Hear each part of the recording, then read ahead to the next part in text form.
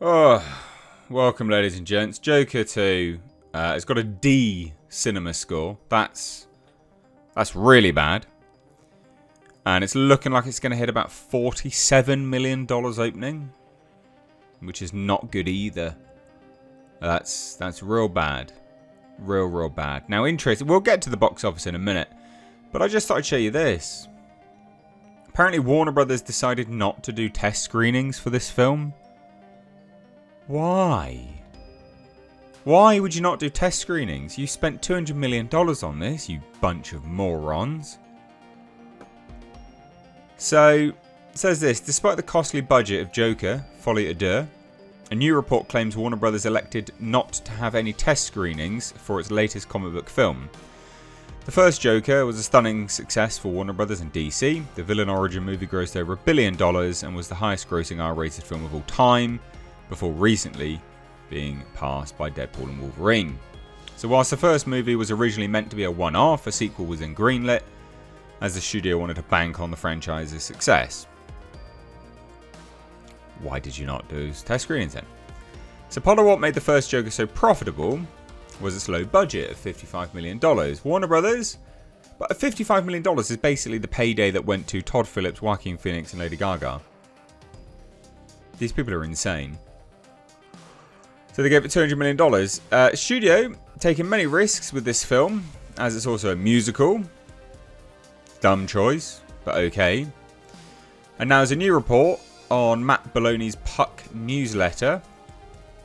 Warner Brothers may have put too much faith in its gamble, as it declined test screenings despite the film's massive price tag. Why would you do this? So he said, quote, "Despite the risky musical element and dry courtroom sequences, I'm told Warner's declined to test screen Folie Deux to get audience feedback before Phillips locked the film. That's quite a tightrope to walk on the studio's most expensive movie of the year." Why did you not do that? Why? I'm not saying test screenings would have made it necessarily any better, but I mean, it could have done. It could have told you that people hated the musical numbers. Take them out. But no. And this is why we're getting not particularly good box office numbers. So let's have a look at this.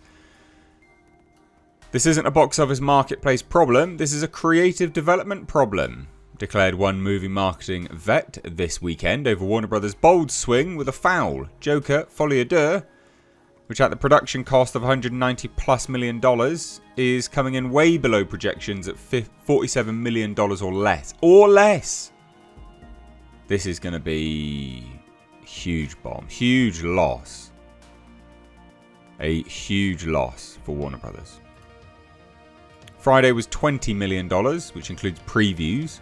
So that's Thursdays and Fridays. Off that figure, industry projections are predicting a landslide for the Todd Phillips directed sequel, down some 20%. Jesus. They say this, the fear nowadays in some executive corridors is that the headlines for a tentpole that's bombed is some nefarious harbinger for the end of theatrical, particularly after it's been rattled by COVID and dual strikes. I mean, it could just be the fact it was garbage and people don't want it, and they say, no, think again. So what are they saying? What is Deadline saying? People are still interested in going to the movies, evident in how the industry reduced this year's deficit versus the 2023 box office from minus 20% at the start of the summer to a current minus 11%. You think R-rated comic book movies don't work? Look at what Deadpool and Wolverine did at $1.3 billion worldwide, unseating Joker's $1.1 billion to become the highest grossing R-rated movie of all time. The failure of Joker, Folie Deux, is as clear as an azure sky on deepest summer. No fan of the original movie wanted to see a musical sequel, Mr. Phillips, period.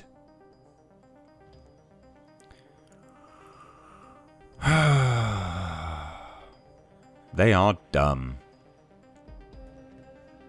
I like Deadline for saying this. There isn't enough lipstick to put on this Joker to indicate that it's any kind of a win. The original fans of this film, which, let's face it, are fanboys and men because they bought tickets at 60%, kicked this clown to the street with a D cinema score and a half star on post track. Anyone feeling Megalopolis deja vu from last weekend, you're not imagining things. That movie received a D+ cinema score. The difference here, of course, is that Warner spent more marketing than Zoetrope and Lionsgate to get this Joaquin Phoenix Lady Gaga sequel to some cultural global relevance. They overspent, and they're going to underperform. No amount of clever marketing, not selling the pick as a musical, selling it as a Joker film, could save this. And they did do that. It is a straight-up musical. And it's lame as hell. The biggest promotional cardinal sin of them all, launching the sequel which didn't have the goods at the Venice Film Festival. Why would any studio put a movie out there, particularly with the awful audience scores below, and let it sit on Rotten Tomatoes for a month with bad reviews? Sources tell me it was all part of Warner Brothers appeasing Phillips, which is why they allowed him to make this auteurish Stephen Sondheim-like feature in the first place. I said this was to do with him not wanting to make it, and him coming back to do it. He just made it how he wanted it, which was he didn't want to make the film to begin with. I said this in my review. Why is Warner Brothers trying to please this turd? Between the Hangover franchise and Joker, Warner's has reaped $2.5 billion off of Phillips' fare at the box office. I guess that's why, but don't keep giving him stuff. What do you do with a director who's done that much for you? Give him final cut. Joker 2 was put into development by the previous Toby Emmerich administration and put into production by the current Michael DeLuca, Pamela Abdi era in Warner Brothers Motion Picture Studio. The movie isn't part of the current DC Studios phase Gods and Monsters. Well, we know that. Yeah, I hear the Joker 2 wasn't tested, which in turn provides problems when trying to create a marketing strategy, which leads us to the production cost. Some say 200 million. We believe it's at 190 million. That's not the movie going over budget either. That's what the movie was greenlit at. Why did they do that? How the hell did a budget for a movie which doesn't have jackknife trailer truck stunt a la Dark Knight and arguably little CGI mushroom from its original's cost of around 70 million? 70 million! Wow. That's hilarious. And that had major financiers at the time each taking 25% share. Wow. If the budget doubled to 140, that's one thing, but it went to 190 plus. How did it do that then? So sources tell this individual between Phillips, Gaga and Joker, they repped 50 million of the cost. That's insane. They're stupid.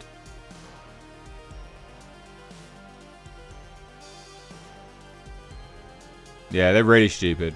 Even this, they're you know, if you're going to go crazy and pretentiously title your film Folie, Deux, which also means in moviegoer language, stay away, you're going to lose cash and you're going to lose butts and seats. It's not like the audience movie taste for a Joker here changed between pre-COVID and post-COVID. It's not bad movies, it's bad budgets. Well, and this was a bad movie. Wow.